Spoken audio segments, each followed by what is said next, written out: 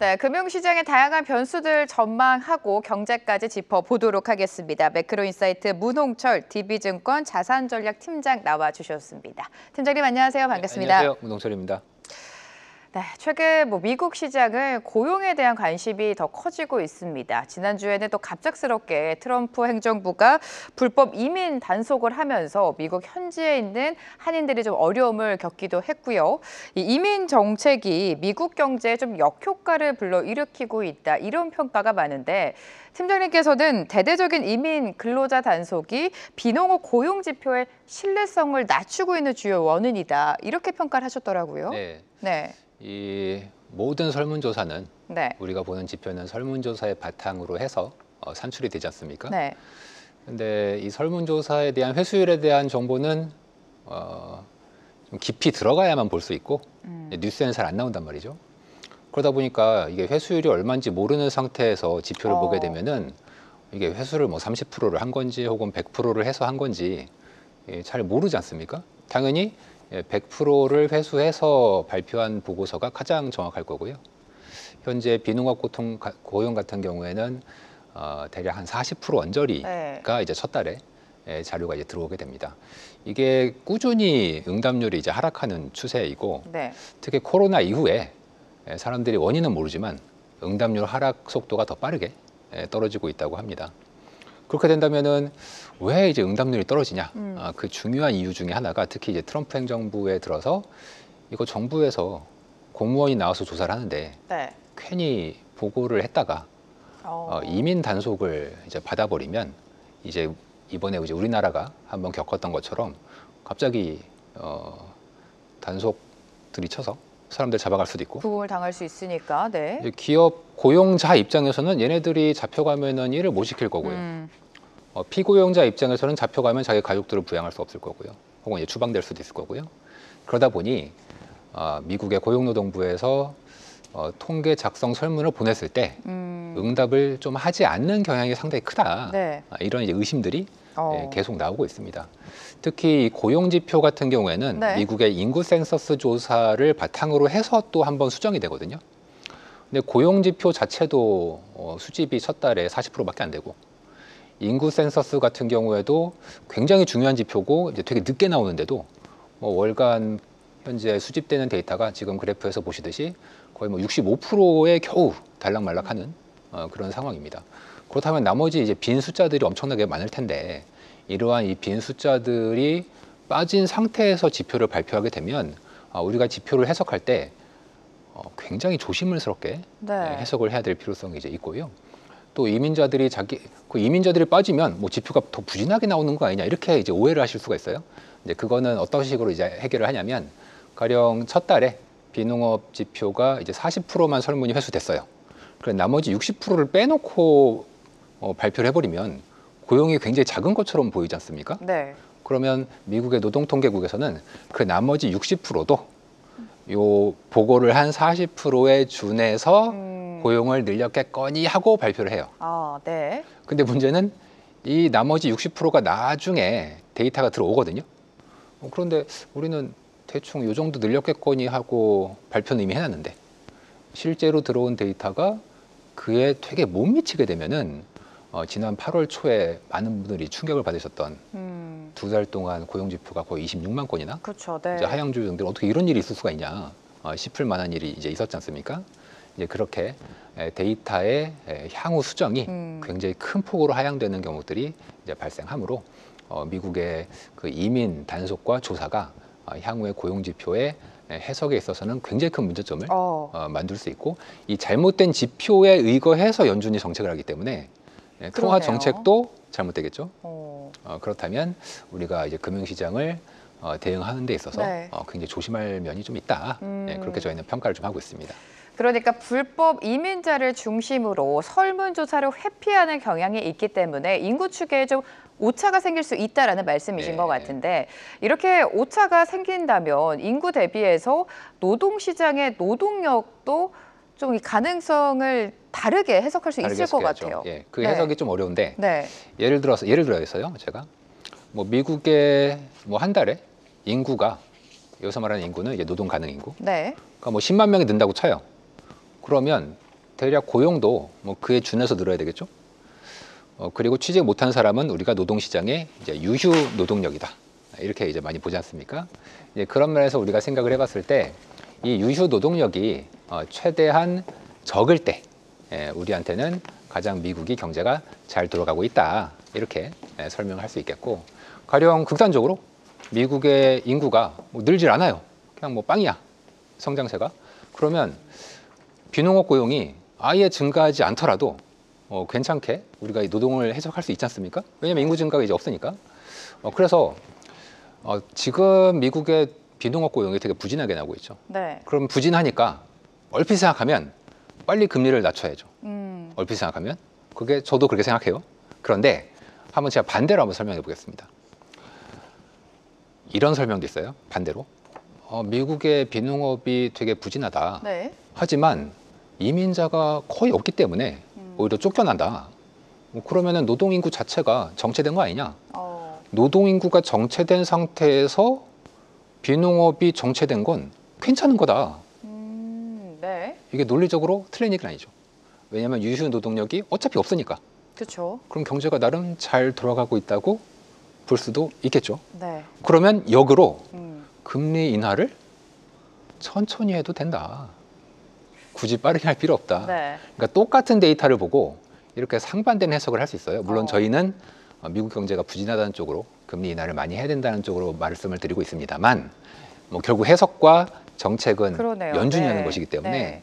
연준이 이번 9월 23일 FOMC에서 이제 어떤 판단을 할지 저는 굉장히 기추가 주목되기도 하고, 당장 오늘 밤 혹은 이제 우리나라 시간은 내일 아침 이제 미국에서는 연간 고용 지표를 한 번에 수정을 다 해버리는데 네. 이제 그거에 대한 일종의 가이드라인이 나와요. 근데 이 가이드라인이 또 대폭적인 하향 수정이 불가피할 것으로 나옵니다. 대략 연간 창출된 고용 중에 대략 최소 55만에서 최대 80만 건까지도 네. 이렇게 한 번에 그래요. 까야 된다. 그러니까 그동안에 발표됐던 비농업 지표가 뻥이었다. 이제 그런 얘기가 돼버리는 거죠. 이게 이제 내일 아침에 발표될 예정이기 때문에 이것도 미국의 경제에 대해서는 사람들의 생각을 좀 이미 좀 부진한 쪽으로 기울어졌지만 생각보다 더 나쁘네. 우리가 그동안 봤던 것보다 더 심각한 거 아니야? 이러한 생각을 할 수 있는 상황이 계속 좀 벌어질 수 있다. 이렇게 보고 있습니다. 네, 말씀대로 지표 해석의 문제도 있지만 지표 자체가 지속적으로 수정되는 것도 또 하나의 문제인 것 같습니다. 언급해 주신 것처럼 발표되는 고용 벤치마크 역시 하향 조정될 것이다, 이렇게 예상하고 있는데 AI 산업과 좀 일자리를 연관지어 보도록 하겠습니다. 우리가 소위 말해서 AI가 우리의 일자리를 대신할 거다, 이런 이야기 많이 하잖아요. 네. AI 산업이 성장하면서 일자리가 감소되는 건 이거는 어떻게 해석하십니까? 이거에 대해서는 이제 상식적으로 보면 네. 일자리가 좀 준다. 네. 이게 이제 상식이죠.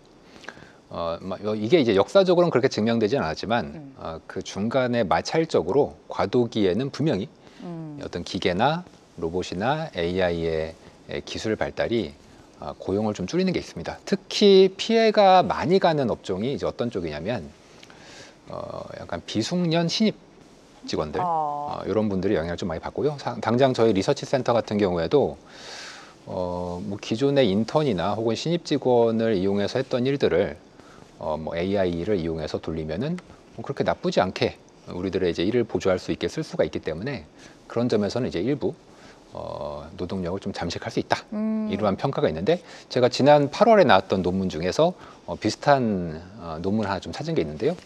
제가 준비한 차트 중에서 이제 7페이지 차트를 잠깐 이제 보시면, 네. 7페이지 차트에서는 이제 줄어드는 게 좀 이제 보일 수 있을 것 같습니다. 이제 마지막에서 두 번째 차트긴 한데요. 이 차트를 보시면은 뭐 복잡하게 쭉 있지만 나이대별로 생성형 AI가 등장했던 이제 22년 이후로 고용이 상대적으로 얼마나 증감했는가에 대한 차트가 좀 보여지고 있습니다. 이 차트 잘 보시면은 나이가 좀 어리신 분들 그러네요. 일수록 좀 고용이 많이 줄어들고, 좀 숙련된 분들은 뭐 예를 들어서 이런 거죠. 뭐 프로그래머라고 했을 때 개발자 중에서 나이가 많으신 분들은 전체 총괄 지휘를 해야 되고 AI한테 이제 일을 시키기 위해서 필요하지만 반대로 이제 비숙련된 경력이 짧은 혹은 이제 신입 개발자들 같은 경우에는 상대적으로 좀 악영향을 받는 모습들이 이제 저 그래프 중에서 왼쪽은 개발자 관련된 차트고 저 오른쪽에 있는 차트는 이제 소매 판매 관련된 사람들 혹은 고객 응대하는 직업 쪽에 이제 있는 분들인 거고요. 제일 이제 차트가 아래쪽으로 꺾인, 그러니까 고용이 안 좋은 분들이 이제 나이가 20대 중후반 네. 계신 분들이 가장 영향을 나쁘게 받는. 저 보고서는 이제 스탠포드 대학에서 이번 8월 달에 보고를 한 거라서 분명히 영향을 많이 받고 있는 것으로 추정이 되고 있습니다. 네, AI가 성장하면 일자리가 감소할 수도 있다라는 우려가 있는데 좀 구체적인 수치를 보니까 비숙련 신입의 일자리가 좀 감소할 수도 있다라고 말씀을 해주셨습니다. 다시 돌아가서 팀장님께서는 그럼 지금 미국의 고용 상황을 어떻게 보고 계시는지 궁금한데 지금 뭐 지표에 따라 해석도 다르고 의문도 좀 제기가 되고 있습니다만 고용 자체가 둔화되고 있다는 거는 사실 아닙니까? 그렇습니다. 네. 이 해석을 할 때 좀 주의할 필요가 네. 있는데 이민자가 많이 줄었지 않습니까? 이 이민자와 관련된 뉴스에는 정치적 편향이 있기 때문에 네. 우리가 이제 뉴스를 볼 때 좀 조심스럽게 해석을 해야 되는데 미국의 이민자가 최근에 줄어들고 있고 이제 남부에서 들어오는 불법 이민자들도 거의 없어졌습니다. 그럼 이것이 과연 트럼프 정부가 국경보원을 철저하게 해서 이민자 단속을 열심히 해서 그런 거냐? 그게 아니면 다른 요소가 있냐 했을 때 이제 뉴스에는 트럼프 정부는 당연히 자기가 잘했다 이렇게 얘기를 이제 할 거고요. 이제 민주당 쪽이죠. 미국의 민주당 쪽에서는 이민자를 너무 가혹하게 다룬다. 이러면 큰일 난다. 네. 노동력이 부족해진다. 이렇게 얘기하겠죠. 근데 저는 둘 다 해석이 잘못됐다. 그래요? 그렇게 보는 네. 입장입니다. 제가 보기에는 미국의 불법 이민자의 유입을 결정하는 가장 큰 변수는 정부가 누구냐가 아니고 미국 내의 일자리 공석이 얼마나 풍부하냐. 이게 가장 중요합니다.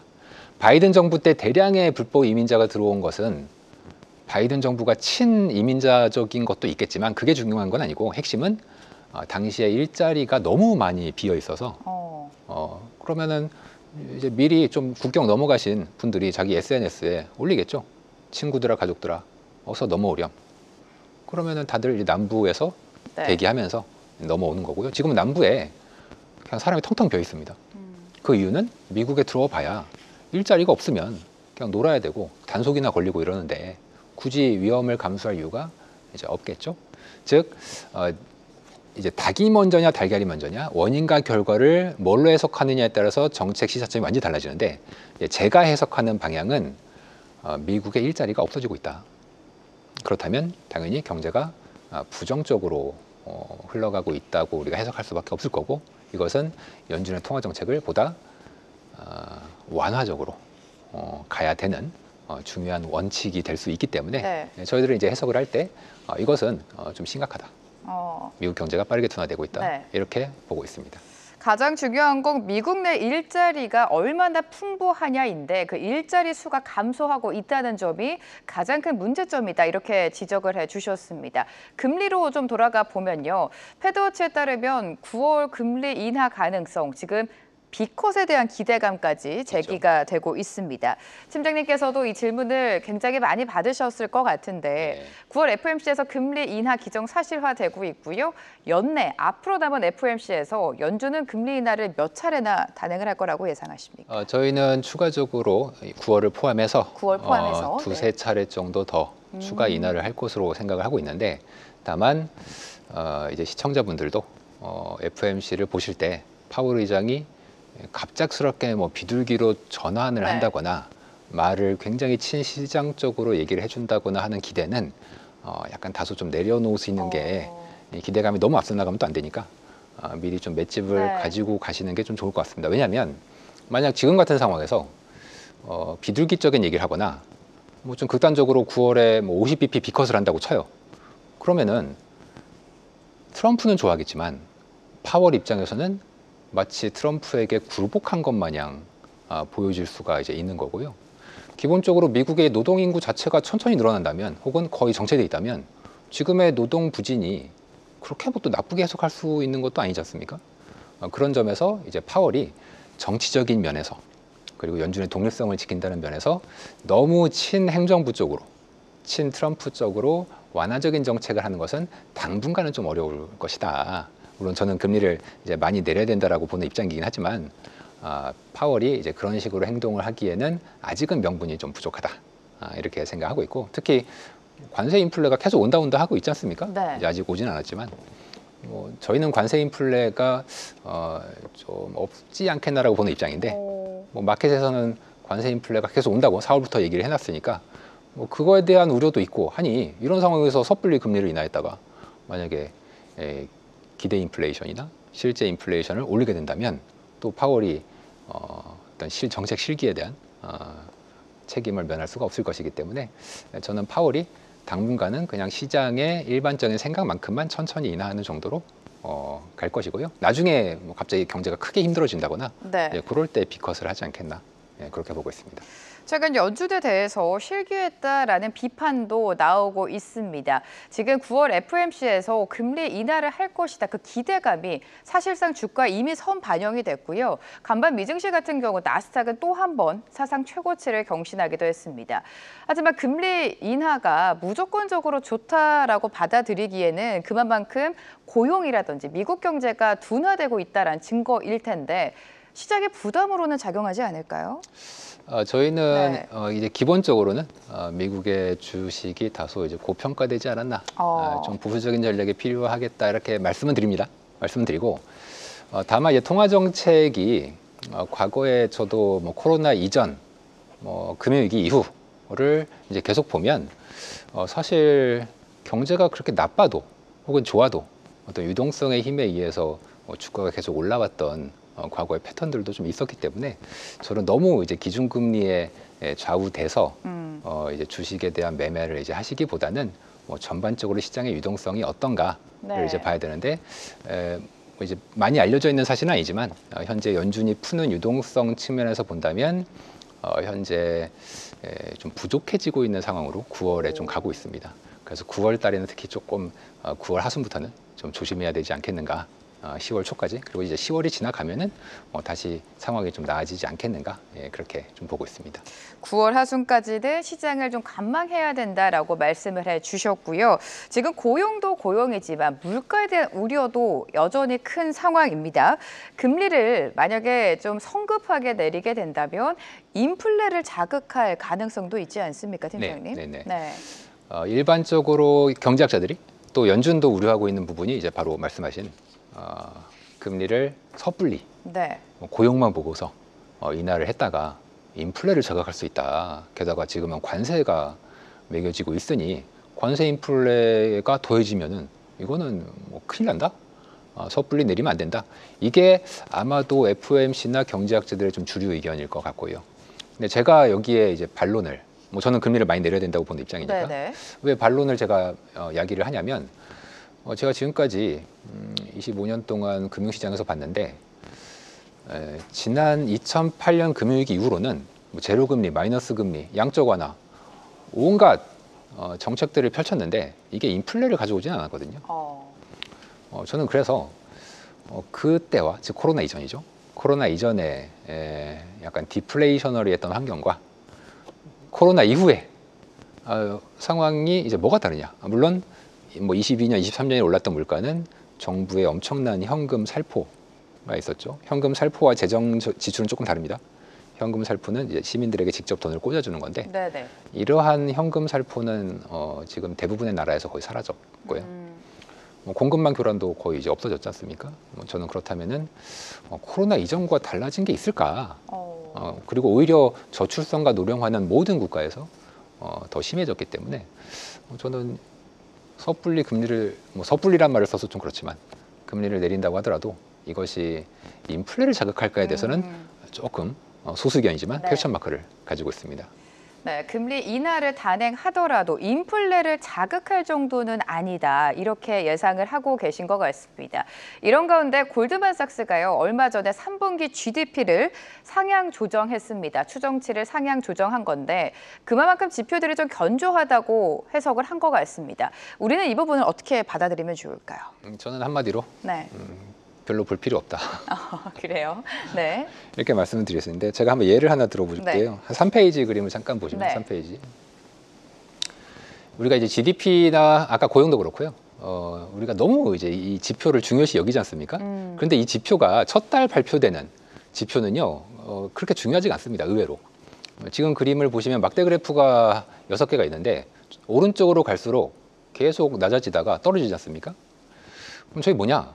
2001년 1분기 성장률을 GDP가 맨 처음 발표될 때 값이 제일 왼쪽이고요. 네. 이게 계속 수정되는 건 아마 알고 계실 거예요. 근데 잘 안 보시긴 하지만 나중에 계속 수정이 돼요. 근데 최종적으로 5번이 수정이 되는데 처음 발표할 때는 이게 2%라고 발표해 놓고 최종 수정치에서 마이너스 1.5%가 나왔습니다. 그러니까 우리가 GDP라는 것을 마치 절대적인 지표에 의거해서 투자를 한다. 이게 망고불변의 진리다 이렇게 생각하시지만 실제로는 전혀 그렇지 않고요. 저런 식으로 나중에 수정을 크게 가하기 때문에 이번 데이터에 대해서는 조금 전 조심스럽게 너무 믿을 필요는 없다. 그리고 저러한 하향 수정이 특히 언제 일어나냐면 경기가 갑작스럽게 꺾일 때 저런 일이 벌어집니다. 네. 왜냐하면 제가 아까 GDP도 그렇고 데이터가 수집이 안 된다고 말씀드렸죠. 예를 들어서 지금 뭐 3분기 데이터가 10월 말에 나올 거예요. 지금 이제 9월이고 이제 다음 달 말에 나올 겁니다. 자, 그러면은 10월 말에 발표되는 GDP가 3분기 GDP가 전체 3분기 데이터 중에 거의 한 40%도 안 들어옵니다. 그럼 나머지는 요상한 자기네 모델이 있어요. 이 모델로 기존의 점들이 이렇게 증가했으니까 자를 대고 그어요. 그래서 이때도 이렇게 증가했을 것이다라고 그 나머지 안 들어온 데이터들을 뭐 좋게 얘기하면 추정, 나쁘게 얘기하면 그냥 자대고 그은 겁니다. 그렇게 발표하면 당연히 좋게 나오죠. 근데 나중에 이제 2, 3개월 지나서 실제 나머지 빈 데이터들이 들어왔는데 이거 우리가 자대고 그은 거 대비해서 경기가 꺾일 때는 네. 굉장히 안 좋은 데이터가 실제 들어올 거 아니에요. 그럼 나중에 하향 수정을 한단 말이에요. 저런 식으로. 저런 게 이제 주로 그 2001년 1분기도 경기가 꺾일 때였었고 똑같은 일이 2008년 그리고 2019년 경기가 꺾일 때 발생을 하기 때문에 저는 이 지금의 GDP에 대해서는 조금 해석을 너무 믿으실 필요는 없다라고 이제 보고 있고 특히 1, 2분기에는 관세에 의한 선수익과 네네. 이제 재고 쌓은 뭐 이런 효과들이 있다 보니까 이게 다 섞여 버려서 해석하기가 굉장히 어려워졌습니다. 3분기도 저는 그냥 뭐 그러려니 받아들여라. 네. 3분기 GDP 추정치 해석에 대해서는 그렇게까지 크게 의미를 두지 말자라고 말씀을 해주셨습니다. 자, 이렇게 통상적으로 증시 안에서 변동성이 크면 자금들이 채권 시장으로 이동하기 마련인데 요즘 이 채권 시장의 인기라고 해야 될까요? 예전 같지 않은 것 같습니다. 최근에 뭐 미국이라든지 유럽과 같은 주요국들의 장기물 금리가 오르기도 했는데 앞으로의 채권 시장 움직임은 어떻게 보십니까? 이제 경기가 나빠지게 된다면 네. 채권으로 자금이 이제 가겠죠, 당연히. 실제로 가고 있습니다. 그런데 채권이란 게 만기가 워낙에 다양하게 그렇죠, 있다 보니까 네. 많은 분들이 이제 채권 시장에서 들어가실 때는 보통 10년 이하에 이제 10년을 좀 중기물이라고 얘기를 많이 하고요. 10년 이하 좀 중단기물 채권들을 많이 담으시는 모습들이 이제 많이 보이고요. 반면에 뭐 20년짜리, 뭐 30년짜리 같이 굉장히 긴 채권은 조금 꺼려하시는 면들이 이제 있죠. 왜냐하면 재정이 나빠지면 사실 재정이 나빠지면 모든 채권이 다 안 좋아야 되는데 이제 사람들은 요 초장기 쪽은 특히 연기금과 보험사가 살 수밖에 없거든요. 그런데 얘네들이 안 사주면 아무도 이 채권을 사줄 사람이 없어요. 그러면 내가 먼저 총대를 메고서 이 초장기 채권을 살 이유가 이제 없어지지 않습니까? 네. 그러다 보니 상대적으로 수요가 탄탄하게 있는 10년 이하 채권들을 뭐 저희도 포함해서 좀 추천을 이제 드리고 있고요. 초장기물들은 재정 우려가 가시면은 좀 접근을 해볼 만하기도 하지만 아니 뭐 나는 상관없고 나는 절대금리 왜냐면 금리가 너무 높으니까 난 절대금리가 높으면은 그냥 사겠다. 손실 나는 거 크게 신경 안 쓴다. 계속 연율 뭐 5%씩 국채를 내가 가져가면 좋지 않냐? 이런 식으로 이제 접근을 하신다면은 네. 저는 30년짜리도 나쁘지 않다. 그렇게 설명을 좀 드립니다. 네, 요즘 채권보다도 가장 핫한 건 금인 것 같습니다. 네. 온스당 지금 5,000달러 전망까지 나오고 있는데 투자자 입장에서는 뭐 금값이 연일 올랐기 때문에 지금이 좀 부담스러운 가격이다 이렇게 생각하시는 분들 많으실 것 같아요. 앞으로의 금값 전망은 어떻게 하십니까? 저는 이제 시작이다. 그래요? 예. 이미 많이 올랐는데. 보통 네. 많이 올라서 전고점을 넘을 때가 시작이죠. 보통 이 전고점 한번 또 넘었거든요. 네. 뭐 전해가 아마 올해 초였을 것 같은데 그렇죠. 그때 고점 찍고 한참 쉬었다가 지금 다시 전고점을 뚫고 올라가고 있습니다. 이제 보통 금값은 달러의 반대, 달러가 약세일 때 강해지는 면이 있고 또 이제 실질 금리가 달러를 결정하기 때문에 보통 이제 실질 금리가 금값을 결정하는 경향이 있습니다. 근데 지금은 그 모든 것도 금값을 설명하지 못해요. 그럼요. 네. 그럼 지금 금값이 왜 오르냐? 이것은 주로 기존 화폐 시스템, 더 구체적으로 말하면 글로벌 헤게모니가 좀 위협받을 때, 그러니까 이제 어떤 한 반에서 학생들이 있는데 거기 싸움장 한 명이 자기 밑에 있는 똘만이라고 하나요? 이런 분들을 네. 잘 통제하고 있으면 내가 불안감을 안 느끼지 않습니까? 그런데 갑자기 첫 번째 짱이 나 더 이상 이런 거 안 할랜다. 내가 왜 내 피해를 입어가면서 너희들 지켜줘야 되냐라고 이제 안 한다고 빠져. 그러면 이제 학생들은 불안해지겠죠. 그럴 때 도망갈 수 있는 자산이 몇 개 없어요. 그러다가 각각의 사람들이 뭐 채권으로 가려고 했더니 뭐 재정이 뭐 안 좋대. 그렇죠. 뭐 이런 얘기를 하다 보니까 그러면 도대체 뭘 사야 되냐? 그럼 금밖에 없어요. 그래서 저는 지금의 금의 어떤 움직임은 글로벌 헤게모니가 다극화된다. 좋은 얘기로 하면 나쁘게 말하면 미국의 헤게모니가 위협받는다. 네. 이제 이런 상황에서는 주로 이제 금이 아주 구조적으로 오르는 경향이 있기 때문에 저는 뭐 단순히 뭐 한두 달 혹은 뭐 1년, 2년을 보지 마시고 그래요. 네. 좀 장기적으로. 왜냐하면 미국의 어떤 패권이 약해지는 그리고 위협받는 시기는 앞으로도 뭐 꾸준히 계속될 거기 때문에 이러한 상황. 왜냐하면 미국이 이제 트럼프라는 현상을 바탕으로 해서 헤게모니를 좀 내려놓는 방향으로 네. 가고 있지 않습니까? 뭐 그렇다면 금값은 상당히 좋을 수밖에 없지 않겠나 그렇게 봅니다. 미국의 헤게모니가 위협을 받을 때마다 금값의 상승은 이어질 것이다. 이렇게 예상하고 계십니다. 금값까지 분석 도와드렸고요. 매크로인사이트 오늘은요. 문홍철 DB증권 자산전략팀장과 함께했습니다. 팀장님 감사합니다. 네, 감사합니다. 계속해서 다양한 경제 이슈를 알고 싶다면 구독과 좋아요, 알림 설정 부탁드립니다. AI 캐스터 권미정이었습니다.